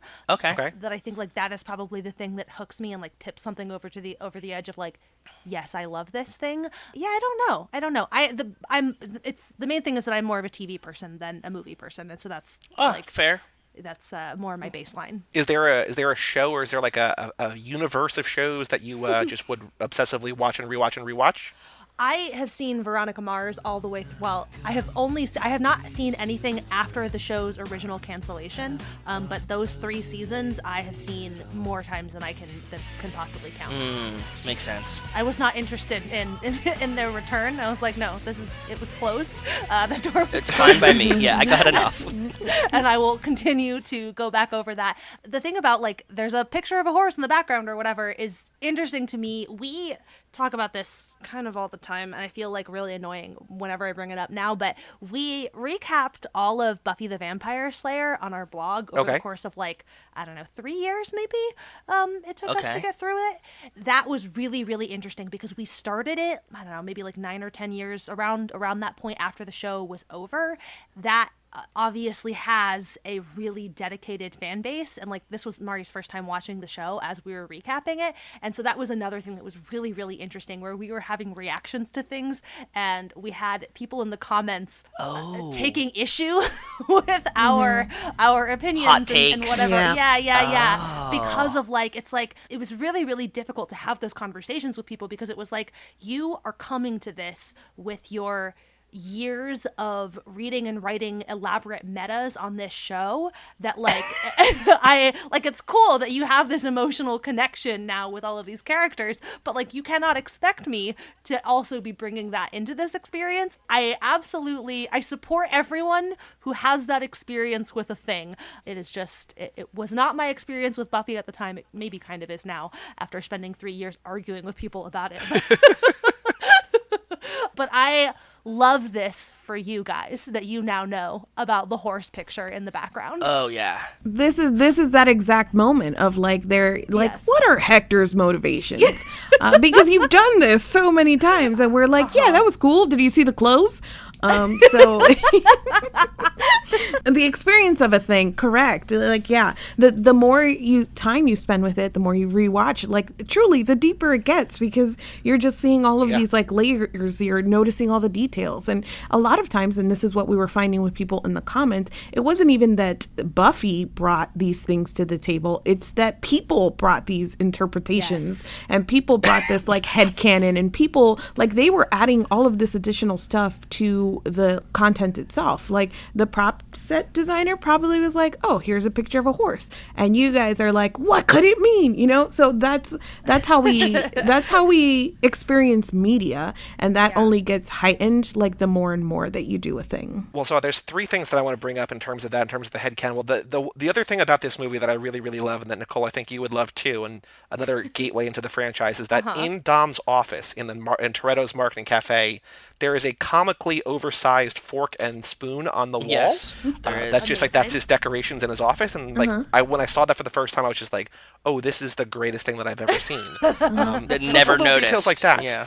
But, as we've watched these movies over and over and over again, we've kind of developed these theories about the characters, and like we were so sure, based on one listener's theory, and like we had like all this like evidence to prove it, that like we were like, oh, the Rock's character is gay. He's asexual. Like, he's not, like, he's always got these like attractive female partners, but he never like hits on them and all this different stuff. And like, Yes. for a franchise that is so well represented in terms of ethnicity, the sexuality spectrum is not quite like, it's so overtly heterosexual, and like so much of it, we're like, it doesn't really touch that. We're like, oh, it would be so cool if like this very masculine man, they're just like, oh yeah, like he just introduces his boyfriend or his partner or whatever. To have in Hobbs and Shaw, him and Hattie have a thing, we're like, okay, now maybe not. Like, we're sort of like adjusting our theories. So, like, that's one there. And then in 6, I think it's in 6, there's a throwaway line where they're making fun of Roman, who's a Tyrese character, and they just make a joke about no knees to niece. And then they're just like, it's an inside joke among the characters. And we're like, what is happening? And so this one line we have probably spent 2 hours talking about, because everyone who knows that, like, Mari, I don't know if you remember that, but like, who would she be cast as now? Is Cardi B gonna be No Knees Denise in 9? We have like so many questions and theories. We're still talking about it. People like write in. It's amazing. Yeah, but yeah, that's what happens when you watch these over and over and over again. It's like, oh, that one line. Let's dive into that. I do love this. You are right. Well, Mari, what about you? Are you right there on Buffy, or is there another thing that you love as much as, we love these? The Buffy, my relationship with that is complicated, because it becomes a whole different thing. If I had to watch the Fast and Furious movies over and over again, I don't know how my relationship with these movies would change. And so dedicating, it was like 3,000 to 4,000 words and multiple hours to an episode of Buffy each time. Like, does anything hold up that well to scrutiny? Who knows? The thing with this franchise is that there aren't really many like it. Part of what makes it, I think, really interesting is that it feels rather unique. And even other things that are franchises, like, I don't know, this isn't a superhero movie, and it is, We're getting there. Yeah. So it just, it feels special to me in a way that I don't have like a direct like comparison where like this happens. The MCU, I'm not that into it. Like, for instance, that's like the most direct comparison that I can think of, but not really that into it. The thing that I will say, this has nothing to do whatsoever with what we're talking about, but I consume this more than I consume anything else in like my entire life, is Pride and Prejudice by Jane Austen. I read that book multiple times a year. I listen to the audiobook all the time. I watch all of the adaptations whenever I'm like sick or feeling blue or stressed. I'm like, what adaptation can I watch today? I know that story probably better than I know anything else. No, that's fair. That's a really cool one too. And that is also one that we have had like hardcore kind of like nerdy conversations about too, about like the layers of, okay, so we're rereading this again now, and this time I have a lot of feelings about this particular scene and the way in which everybody reacts to Lydia in this moment. Yes. Or like when it says that Elizabeth can play the piano like relatively well. What does that mean? How well can she play the piano? Exactly.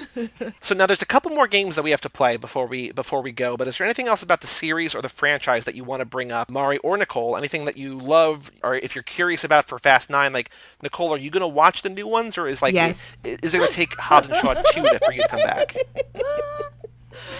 She's going to be forced to watch the new ones.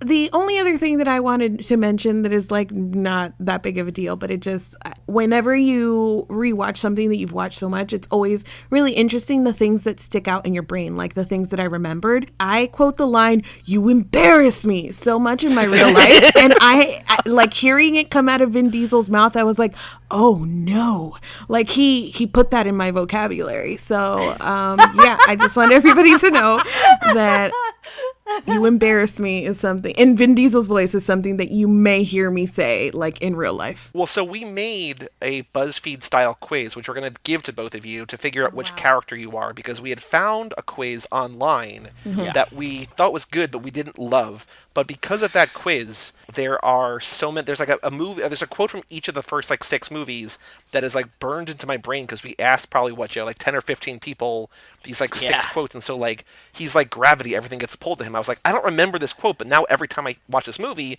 like Mia's saying that, I'm like, oh, now I know where that's from. But like, there's certain lines that don't really have much meaning, like within the movie kind of, but like because of that quiz. So like, it's weird how, like you're saying, you just pick up a line somewhere and then it just becomes part of you.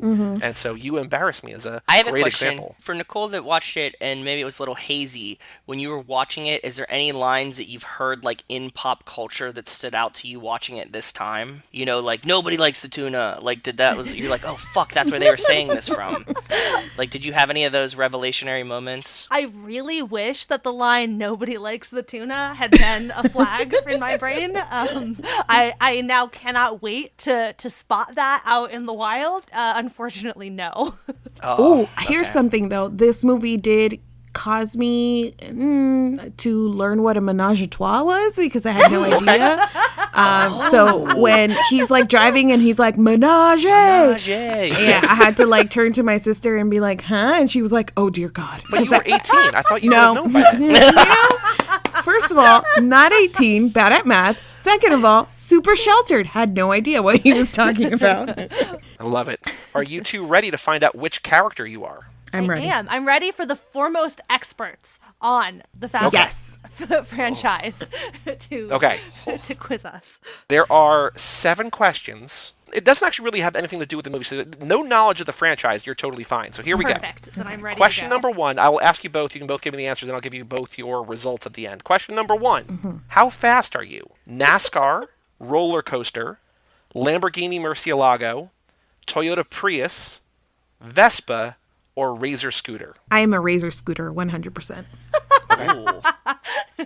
Roller coaster. This is influenced slightly by the nature of a roller coaster rather than just speed, but roller coaster. Okay. Makes sense. Yeah, I get it. Now, question number 2, of course, you know this is coming. How furious are you? The Hulk, Kylo Ren, Christian Bale on that one movie set that one time, Mel Gibson, Charlie Brown, or Jack McBrayer? As much as like I talked about Nicole and her like, being kind of like dumb, I feel like I'm the Hulk. Like I'm always angry. Like that feels like me. Okay. Yeah. Yeah. I'm going Charlie Brown. Okay. So I like that so far, Mari, not very fast at all, but wildly furious. Yeah. Nicole, not Oh my very god, that furious at all, but describes my wildly fast. driving. That's my driving. Not very fast, but wildly furious. All right. Question number 3. We're having a barbecue. How are you helping? Are you in charge of the grill? Are you saying grace? Are you kicking back with a beer? Are you babysitting? Are you being the entertainment? Or are you sneaking a snack? Babysitting. Ooh. Saying grace. Okay. Oh, good answers. All right. We've got time to kill. What are you doing? Are you grabbing a bite? Working on your car? Hanging with friends? Drinking a beer? Working out? Or working on your computer? Working on my computer. Computer. Describe your wedding. I'm never getting married. It's just me and my partner. It's us and our families. It's a backyard country affair. Everyone I know is there. I don't remember.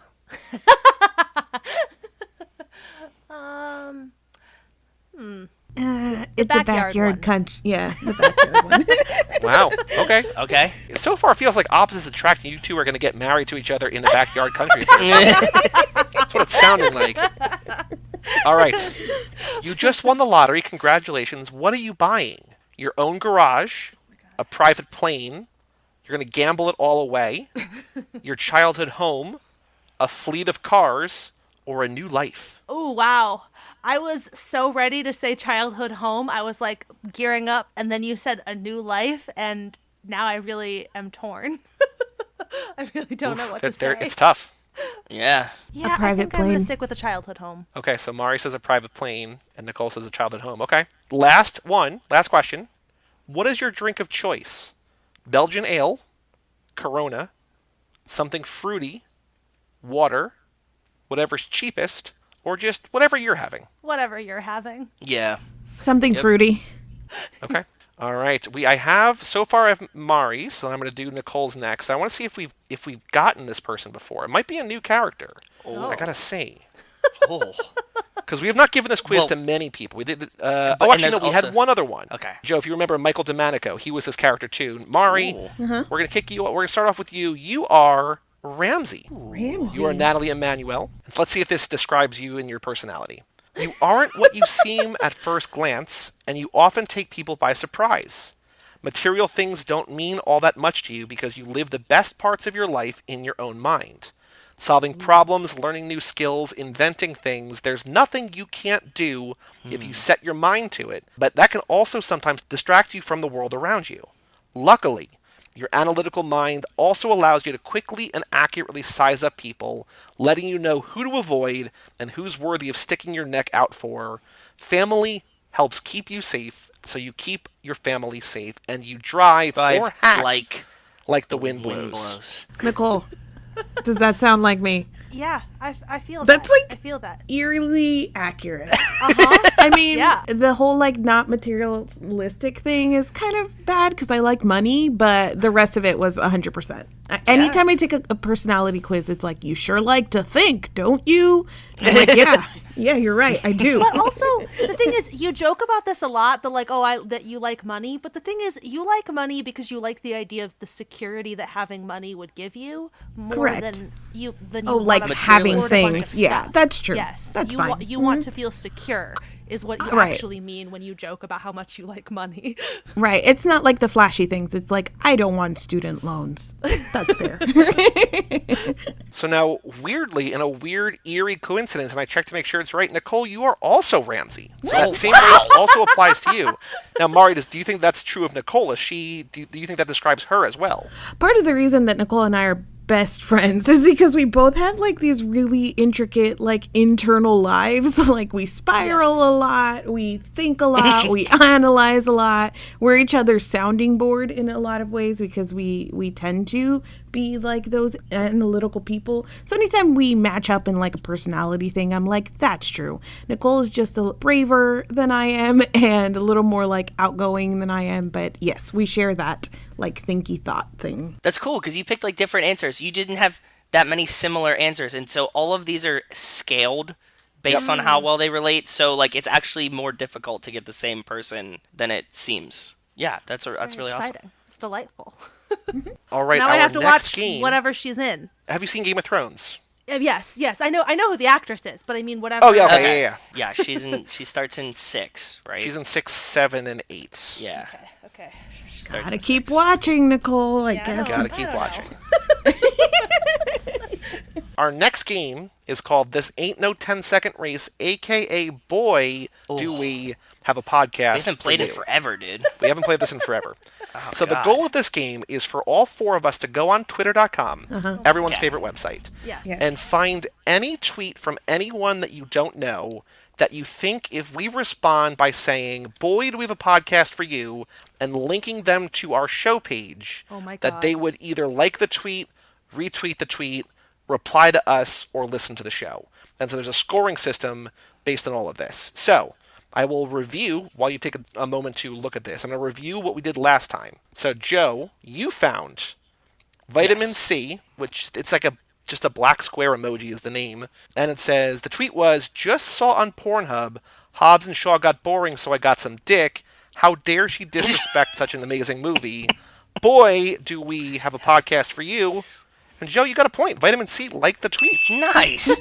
Okay. Also, by the way, this is a wildly difficult game, and so the bar you should We have assume no is idea 0 how it points. works. We've been playing this for a while. We don't know who's going to respond, why, how. We've responded to conversations. We responded to people, famous people, no-name people. It doesn't matter. Like we've most done of the this time we probably get blocked. 60 times, and Joe has a total of 19 points, and I have 9.5. So like it's very difficult. Next up, I found Comrade Snarkard, like Leonard Skinner, I guess, but now he's Comrade Bernard Sanders Bro, Okay. in traffic behind a lifted truck with a Fast and Furious license plate holder, crying, thinking about all the beautiful works Paul Walker left behind, like Tammy and the T-Rex. Boy, do we have a podcast for you? Nothing. Of course not. Kara found a tweet from Lighthouse, and that tweet is unavailable. So this person either got blocked or deleted or suspended or just deleted the tweet. So no points to Kara. And then Brian found, this is a very good tweet. I'll send this to so you guys can see this in the channel. Tired Hobbs and Shaw, wired Hobbs and Bradshaw. And it's a picture of Carrie and Samantha from Sex and the City. Boy, do we have a podcast for you. Nothing. So, Damn. Terrible. very, very difficult. It's a very difficult game to play.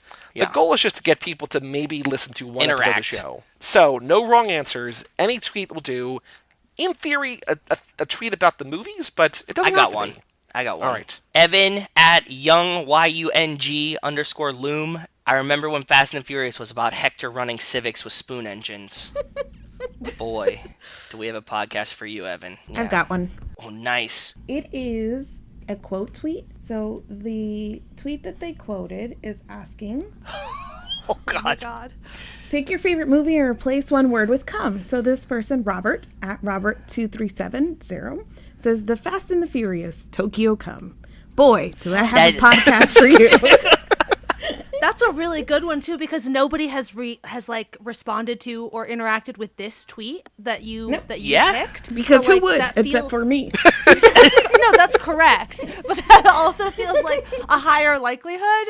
What I grabbed is has had more interaction, so I'm like, this person's probably going to ignore the reply. We've tried all the analytics for this, Yep. and none of them work, I promise. Okay. No matter what, we're like, oh, yeah, this one has a ton of people talking It's about like, it. it's like, oh, this person just tweeted it. Oh, this person's looking for podcast recommendations. Oh, this tweet is from 3 years Everything ago. doesn't matter. Nothing matters. Nothing correlates, but Okay. Okay, wait, Well, whoa. with that in mind, I found the tweet from at Hella_of_Troy that says, so tired of being the Rock for everyone. Sometimes I just want to be the Vin Diesel. That's amazing. Boy, do we have a podcast for you. Damn, that's a really good one too. You guys are crushing it. These are good ones, man. Wow. Okay, here we go. I'm going to do this one because I just searched on Twitter for Mia Toretto, and I don't know this is just a video here, and it's from Thor's Juro, Billy Lee Apologist. I can't wait to watch. This might be a sexist tweet. I'm not sure if this is a women or bad driver tweet. I might not do this one. Hold on. I thought it was positive until I saw the video, and then I was like, oh wait, this is actually, maybe this is not a good tweet. Yeah, that one's not good.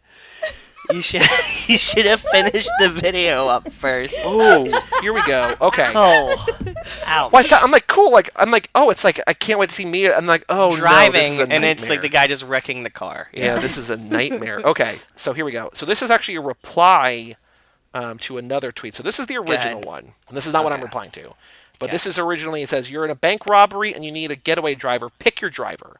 It's Vin from Fast and Furious, Paul Walker from Fast and Furious, Statham from Transporter, or Ansel Elgort, Baby Driver. So, what I'm going to reply to is this person, Murpha6, says, Vin Diesel, if you want the money to survive. Paul Walker, if you're Mia Toretto. Jason Statham, if you want to knack your client. Baby, if you're watching film. Ooh, okay. I don't know if this is a great tweet or not, but boy, do we have a podcast for you. Yeah, try it. We don't know how this works. Right. Still. Again, this came up in my search for Mia Toretto, which apparently is a terrible search. It's like it's sexism and then all in like Brazilian. Like there's not very many English language results. And you learn. You learn something new every day. Every time we try this, we learn something new. Doesn't help, but we learn something new. Right. No. All right, we have one more game, and this is a very difficult game, and you can either pick to be on Joe's team or my team. So this is called Dude, What's My Car? I know nothing about cars. I think we've maybe established that so far.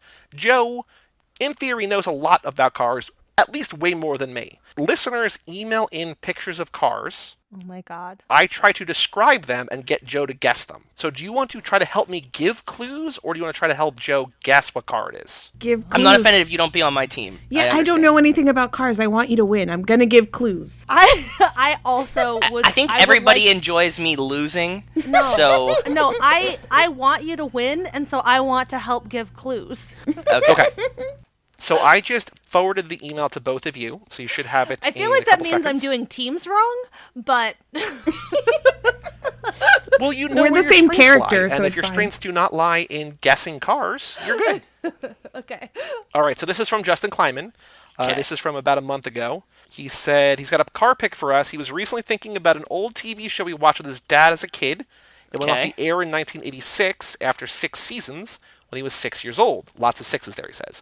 Anyway, the vehicle in the show, along with a theme song, has been stuck in my head for 34 years. Holy moly. Until last weekend, I hadn't watched an episode since 1986, but I still remember every word of the theme song. okay. He says the vehicle is fairly nondescript, but here's an interesting fact from Wikipedia about it. Okay. Supplied at low cost to the production by General Motors, during the show's initial series, the stunts took their toll on the modified trucks, so several different years, makes redacted, he says, and models were used during the show's initial run. As a result, there are some inconsistencies in the episodes. For the second series onwards, Redacted supplied 3 specially adapted trucks for the stunts, with the engine moved to a mid-chassis position immediately under the cab seat. This meant that the trucks flew in a flatter projection, whilst in the air flew further and landed flat on the ground, allowing them to be reused for multiple takes and shows. Okay. In 2013, The Rock was in negotiations to do a movie remake of the series, but that never panned out. Okay. So I got to guess. It's a truck Yep. series from the 80s. I'm going to take a guess it's the A-Team. No. Oh. Am I close? I don't know how to answer that question. Okay. And there's the opening theme, so we can hear the great song and see nothing but vehicle stunts of the unknown stuntman that makes Eastwood look so fine. So I'll send that Eastwood. afterwards. I have never seen either the A-Team or what this is from, but I did just look up when the things premiered, and this show started 2 years before the A-Team. If that helps you Okay. at Okay. all. No. So, Joe, It's okay. Yes, Joe, the thank truck you. is brown. The truck is brown. The color is very important. Thank you. Also, by the way, so tired of being the Rock for everyone, sometimes I just want to be the Vin Diesel of Hella, just liked and replied. Yeah. So who did that one? Is that Mari? No. Me. It was Nicole. Yeah. So Nicole has 6 points. Nicole, in you started this game 5 minutes ago, and you have 2/3 of my points already. Amazing. I'm a natural at this So. game. I love it. Wow. And it goes on forever. If you watch more movies, you can come back and keep playing. Okay. Okay. This is it. The desire to win a game. Perfect. I'll come on every episode and say I don't care about this movie, but let's get to the Twitter game. Of the 25 people who have done this, who have played this game with us, you are in 4th place. Damn. Yes. Yeah. You do one more of these, and you're just behind 3rd. You leapfrog me, so the world is your oyster. Okay. Amazing. So back to the truck. Joe, the truck is brown. It's from General Motors. It's like a two-tone brown. It's like a dark brown, and then there's like a light brown side panel. The wheel wells are very elevated over the big. It's got this particular version has looks like tires that are probably too big for this truck. Yeah. Okay. This also looks like a kind of maybe like a hunting or like a wilderness or like a Wild West kind of thing because there's like a lot of lights. There's lights on top. There's light racks in the front. Is it one a of those GM things where- truck? Is it made by GM or made by a company that is under GM? I need to Google a dumb question. Hold on. I know. I would don't- have to do that too. I don't know the answer to that question. Yes. Okay. So it's a subsidiary of GM. Is it like GMC? Yes. Yes. I had to Okay. Google, is GM the same as GMC? That was amazing that there were 3 of us and none of us could answer that question. Okay, what is it? What were the old GMC trucks? So it's like it has to be like right around 80s. It's a 1981. It's 81. 81 GMC trucks. I don't Joe, know any of. in this picture that Justin sent, there is a police car behind this truck. Does that help you? No, that does not help. Okay, so this one has like a pretty big in the back flatbed. It's got just the one cab. Does it have like with a fun name? Does it have like a real name or is it like a GMC like number? So it's got name? and I don't know if this is a spoiler or not because I have no idea what I'm actually talking about, but there's like a letter and numbers and then there's a kind of a cool name. Is it? And then Is it a Yukon? No, the Yukons are newer. It's These a were car that I don't think is made anymore. because we just had the Yukon in the minute of this minute. It's parked in front of the cop's house. Okay. Is it a 1500? No, but you're not far off. Really? Not bad. So the GMC Yukon that they're using in the scene is an So XL apparently 1500. It's not a 1500 though, but the cool word is like how they described it. On the show or like how GMC described it? No, I think how GMC. So like it says on Wiki, it says for 1960, I guess, and beyond, this particular model of truck was available in smooth fleet side or fendered step side versions. GMC called these wide side and fender side. So it's just like the way that they describe it, but it's not what actually like. I guess it would be like if like it's a Chevy I'm not going to get it. Cruze I don't know LT. trucks. I don't know. It is the Go ahead. K2500. Ooh, okay. So when you said Send me a 1500, you picture. were not that far off. Well, I was assuming they'd use like the same kind of number distinctions for GMCs forever because like the companies all kind of keep these things. I'm not a huge truck. Oh, this is really cool. Yeah, what was the show? Fall Guy? Oh, I've never heard of this. This truck is really cool though. Yeah, this is really really cool. So it does have the two-tone brown. The two-tone brown is like so dating for the era, right? With like the side panels being a different color. Yeah, it's basically like the wooden paddled station wagon, but Yeah. a truck. Yeah, no, that's really cool. That was a tough one too. And I put in the It was hard. YouTube video. I don't think it plays in Discord, but if you click through to YouTube, you can just see like I see this babe. you can just see a guy. Yeah, it's Lee Majors, who I know from Beastie Boys song. The star of the show, and it's just him checking out women and cars jumping and horses. I'm watching this. Yeah. Can you that's imagine awesome. having a theme song or like an intro where the car stuck in your head for 34 years? Like that's, It's kind of like Dukes of Hazzard-y. Yeah, it's kind of A-team situation going on here with the explosions. Yeah, have any of you? I think we talked about this before. No. Like, I don't think I've even heard of the show. never heard of No, it. I have Absolutely not heard not. of the No. show before. I also helped not at all during that game, but It's okay. It's okay. No, it's very hard. difficult. I would say It's Joe really winds hard. up getting it maybe half the time. Yeah, it depends on what they are. Like the truck ones I have a hard time with. Some of the older ones I get, but some of them I'm like really lost on. I mean, like we played this for a while now, so the admissions have gotten a lot more like tough. right? You know? People want you to struggle. It's Yeah, also, so it's very hard. There's like a thin line, or like a thin needle to thread, or whatever the phrase is, where like it needs to be difficult but not obscure. And I feel like this is like, if you knew the show, like you would know. Like it's the kind of thing where like, it's gettable, but then there's sometimes like really cool, like one of a kind cars that are awesome to try to guess, but it's also, those are difficult to guess because it's like I don't even know where to begin with that. Right. Yeah. No, but that's cool. That was like that's like a standard truck, right? Like that's not like super hard. It's just like I have no idea of any of the truck names. I'm really bad at those. Yeah. So thank you, Justin, for sending that in. If you have a car Yes, thank picture you. that you want to send in, family@cageclub.me, email them in and we'll play them. Well, Mari and Nicole, thank you both so much for joining us to kick off Lap 6 with The Fast and the Furious. Nicole, I assume that we are going to hear routine updates from the field about how much you are watching and enjoying all of these movies. Oh, yes. Absolutely. So please keep us abreast of all the situations of your newfound favorite franchise.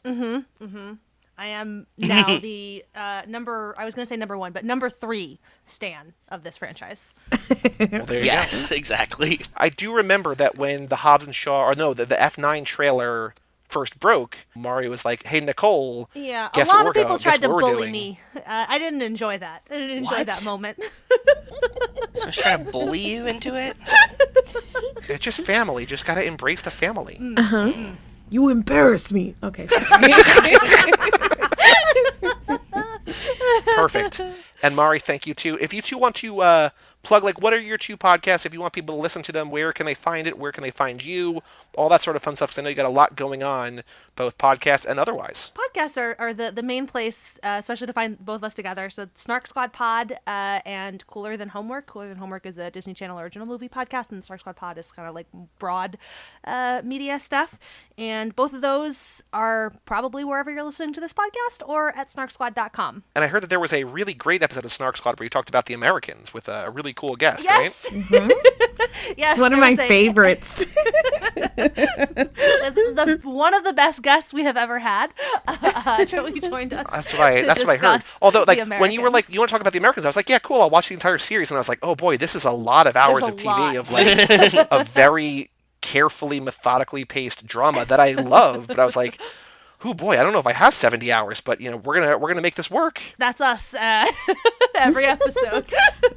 That, in a nutshell, is Snark Squad Pod. So, Yeah, where we take the same 16 hours and talk about them forever, you did 75 hours of TV in 1 hour. So it's kind of the opposite of this, but also the same as this. Yes, yes. True. So 2 notes. So next week, Joe, we're going to do 2-lane blacktop. Actually, I want to see if we can watch that online somewhere. And also, of particular note, is that this Sunday night, March 8th, as this comes out, in 5 days, we are doing the watch party.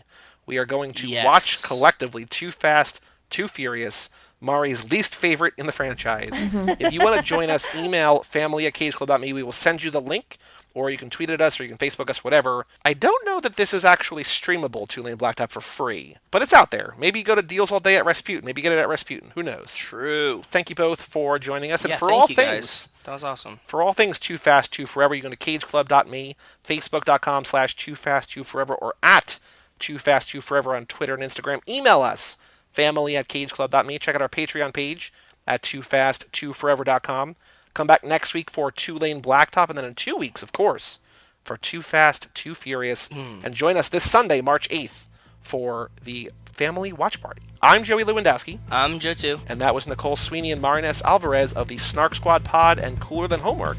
And we'll see you next time right here on Too Fast, Too Forever. Peace out, you anus Anus piecers, piecers. which sounds so much weirder when you say it in front of people who don't have context for it.